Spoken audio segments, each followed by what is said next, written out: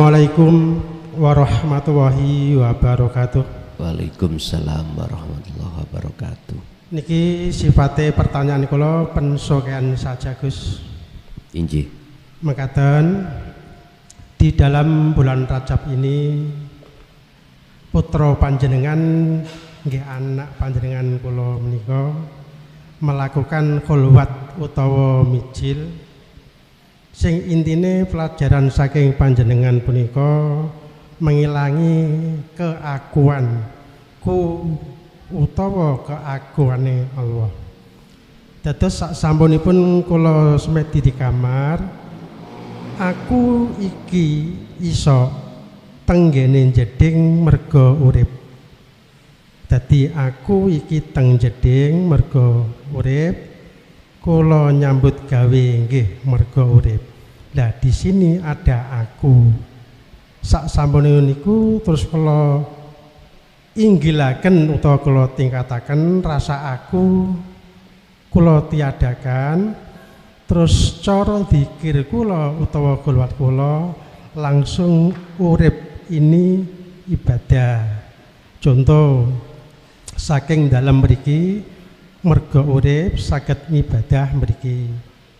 Sak sampune mriki njur duduk merga urip saged duduk, merga urip saged bertanya datang Gusti.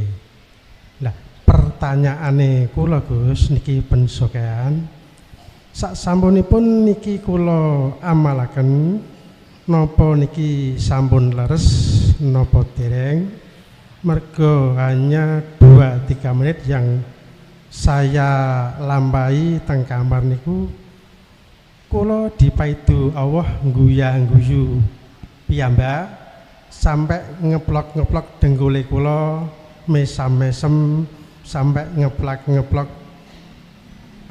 tembok mesam-mesem. Dados kula niku wah kok nyambut gawe wah kok dikir yo ora.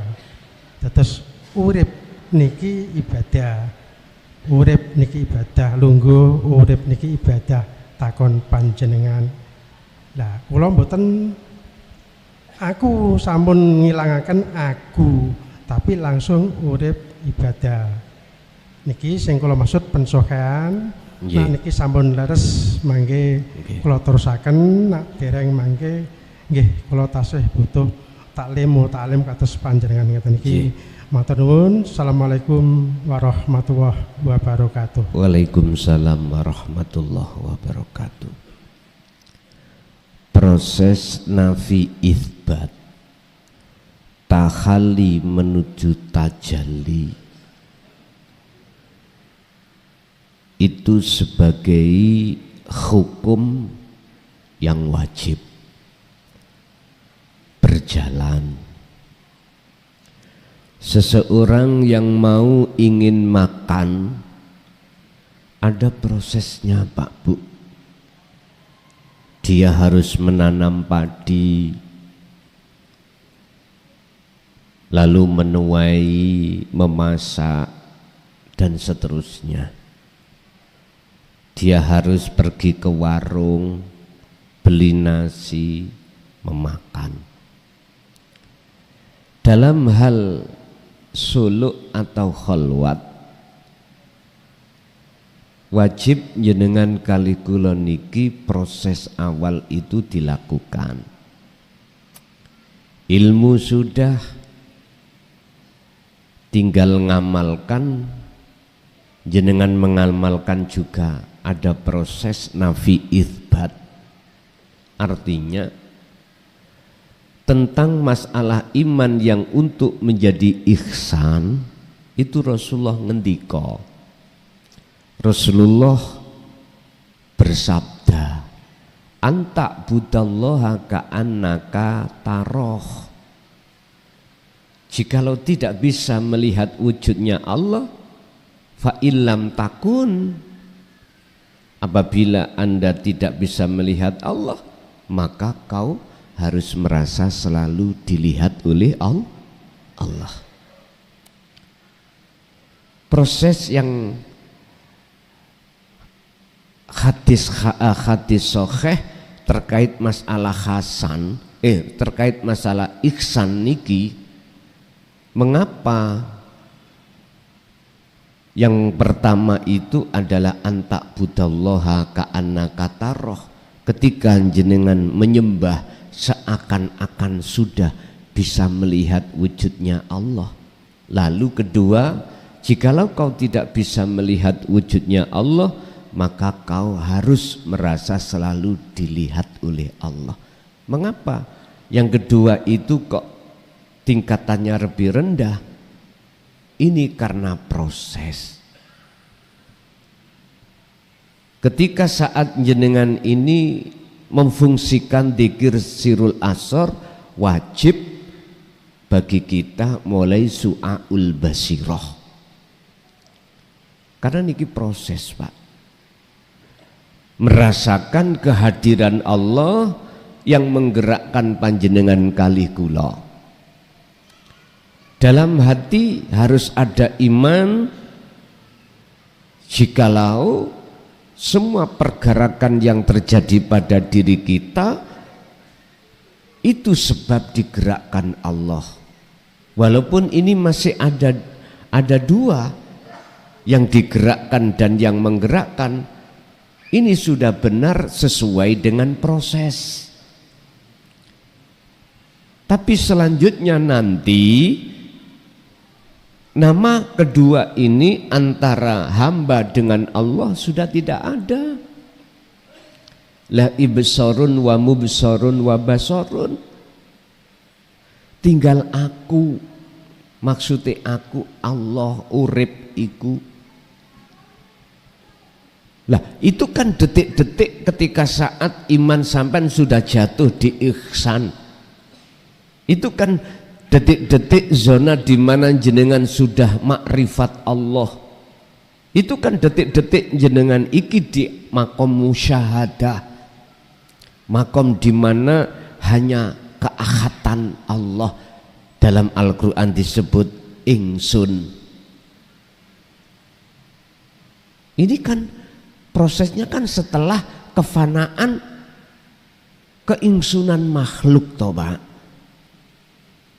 Faktulu anfusakum, patenono keakuanmu di dalam dirimu atas nama makhluk yang bisa berperan,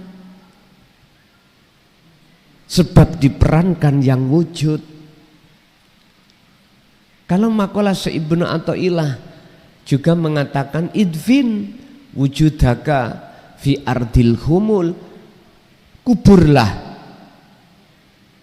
keakuanmu, wujud keakuanmu sebagai makhluk di dalam bumi kesunyian, di dalam bumi kefanaan, sebab makhluk iki asalnya tidak ada. Aslinya adanya itu sebab diadakan oleh yang ada. Bukan berarti jenengan diadakan oleh yang ada itu mempunyai hak sifat wujud. Tidak bisa. Adanya kita sebagai manusia itu pura-pura, seakan-akan miturut hukum hakikat. Hukum hakikat artinya jenengan akan merasa wujudnya kita sebagai makhluk itu hanyalah pura-pura atau seakan-akan jikalau jenengan kembali ke asal jenengan. Kita asalnya tidak ada, kembalilah ke tidak ada itu. Siapa yang mau dan berani untuk kembali kepada asalnya, yang asal itu kita tidak ada, maka disitulah akan nyata wujudnya yang ada. Berarti kalau boleh saya katakan, mohon maaf loh ya, niki tasik dianggap syirik oleh golongan am. Mohon maaf, ini nggak boleh memang ini. Tapi tak coba karena ini ilmu, untuk tujuannya memahamkan jenengan sebelum melakukan nafi isbat. Sebetulnya kita makhluk ini bukan wujudnya makhluk niki. Sebetulnya gitu. Wujud kita makhluk itu pura-pura.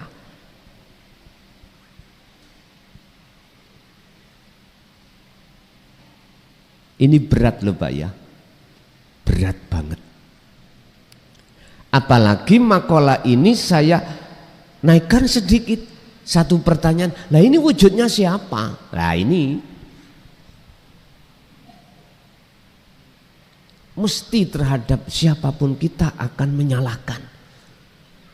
Karena apa? Karena kita merasa wujud. Sebab diwujudkan yang wujud. Oleh karena kita belum ketemu yang wujud, maka kita sampai kapanpun akan merasa wujud sebab diwujudkan yang wujud.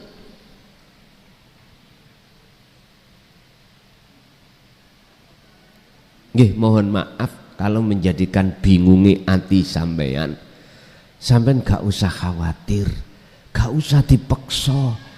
Singgarakno menjadikan sebab bingung ya Gusti Allah. Sampean sing bingungno ya Gusti, mengki ora bingung ya sing tidak membingungkan ya Allah lagi. Terus si Gustur ngono ae kok repot.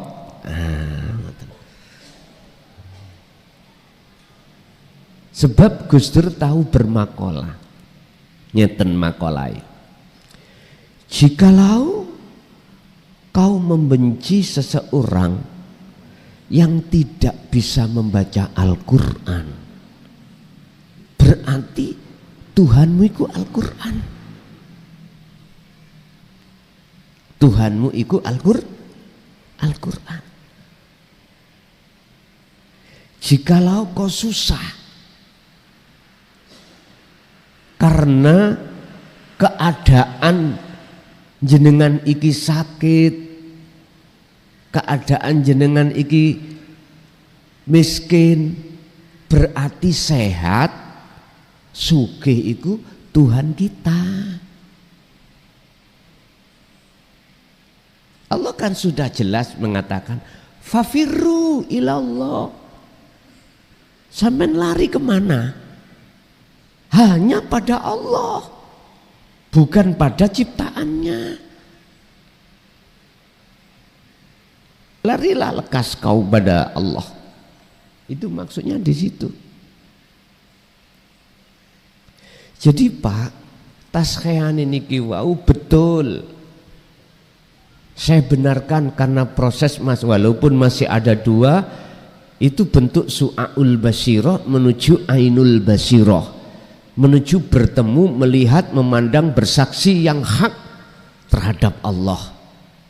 Sementara yang disebut makrifat, yang disebut bersaksi yang benar, bukan perkaranya si makhluk itu bisa melihat wujudnya Allah, tetapi yang bersaksi dan yang melihat wujudnya Allah itu wujud itu sendiri. Sebab bagaimana mungkin kita makhluk yang sifatnya tidak wujud itu bisa melihat perkara yang wujud? Nggak mungkin, mokhal itu. Bapak Ibu hadirin, letaknya jenengan nanti akan mendapatkan hidayah sehingga tidak bingung. Jenengan iki terus lakukanlah yang namanya khalwat, yang namanya zikir tersebut. Nanti ada waktu sendiri yang Allah tentukan. Kapan, saat kapan jenengan gak bingung, kapan, saat kapan jenengan dikatakan bertemu Allah kapan, ini Allah sudah berjanji sendiri dalam surat Al-Ankabut, pertemuan itu pasti akan terjadi. Syarate wa mangkana yarjullaha, hati seseorang harus ada keinginan untuk bertemu Allah. Dan inilah yang diteladankan Kanjeng Nabi. Laqad kana lakum fi rasulillahi uswatun hasanah liman kana yarjullaha. Wis, Pak. Jadi kalau sudah sampai pada keahad, tinggal aku Allah, itulah kebenaran yang mutlak. Makanya kemarin Pak, ada yang tanya tentang masalah keimanan Siti Jenar itu salah apa bener. Ya tinggal kula jawab dari kacamata mana. Kalau kacamata syariat dibuka dalam surat Al-Anbiya ayat 29. Boten angsal, tidak boleh kita mengatakan aku Allah, kita lo makhluk, nggak boleh. Nggak boleh. Syirik tadi ini. Karena aku makhluk masih ada, nggak boleh. Tapi kalau kacamata ini kita kembalikan ke hakikat, jawabannya surat Toha ayat 14. Yang mengatakan aku Allah itu bukan makhluk kok. Yang mengatakan aku Allah itu Allah sendiri, enggak apa-apa. Dan untuk mengatakan aku Allah itu hak mutlak Allah itu sendiri, untuk sampai di situ jenengan iki dididik oleh Kanjeng Nabi tentang tauhid la ilaha illa ana.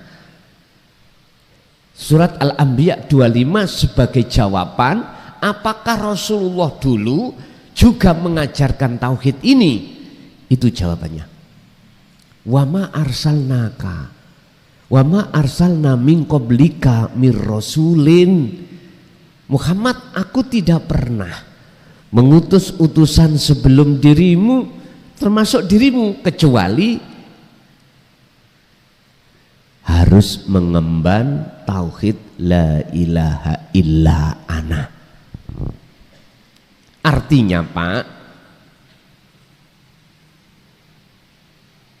lewat dasar surat Al-Anbiya 25 ini menunjukkan bahwasanya Rasulullah dulu juga mendidik terhadap umatnya, para sahabat, tentang tauhid puncak niki.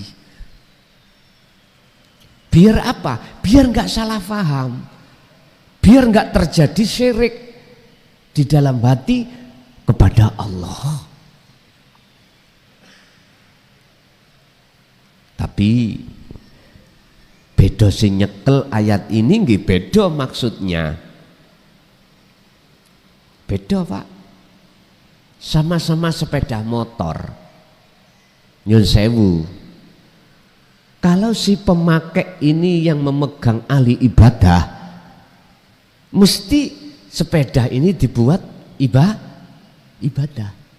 Tapi kalau sepeda ini yang memegang ahli maksiat, ya udah sampean tahu sendiri. Artinya ayat ini kalau dipegang kita yang masih di makom am, nggak sama pengertiannya itu ketika ayat ini dipegang oleh ahli khos, nggak sama. Sebab ingat ayat itu ada dua. Ayat itu apa? Tanda. Ayat yang bersifatkan Qur'aniyah dan yang kedua kauniyah. Qur'aniyah yang tertulis ini. Yang kauniyah ya alam nih Pak. Kedua ayat ini siapa yang memegang terserah. Kalau ahli hijab beda pengertiannya dengan ahli syuhud. Makanya setiap dua ayat ini tersimpanlah namanya ayat yang tersirat. Apa? Tanda menandai terhadap kewujudan Allah, penguasaan Allah satu-satunya yang esa, yang menguasai seluruh alam semesta ini. Beda kalau jenengan ayat ini yang memegang itu ahli hijab. Contoh ya, contoh saya petik satu ayat aja yang tertulis. Dialah Allah yang menurunkan hujan dari langit ke bumi supaya bumi yang asalnya gersang itu bisa subur, biar ditanami oleh tanaman yang bermanfaat dan dimakan oleh para manusia atau para makhluk. Kita golongan ahli ahli hijab, mohon maaf, mesti pengertiannya fisik itu. Air hujan ini turun karena tanahnya itu kering, tandus, gak ada pertumbuhan, akhirnya jadi subur. Kalau ayat ini dipegang oleh ahli khos, beda Pak. Artinya itu hati kita, jagatnya hati ini. Kalau tidak mau menerima air hujan, itu adalah hidayah anugerah Allah Ar-Rahim, petunjuk-petunjuk yang bersifatkan Ar-Rahim, ilmu tauhid, mboten saged. Jadi beliau itu mengartikan bukan air ini, tapi rahmat dari Allah.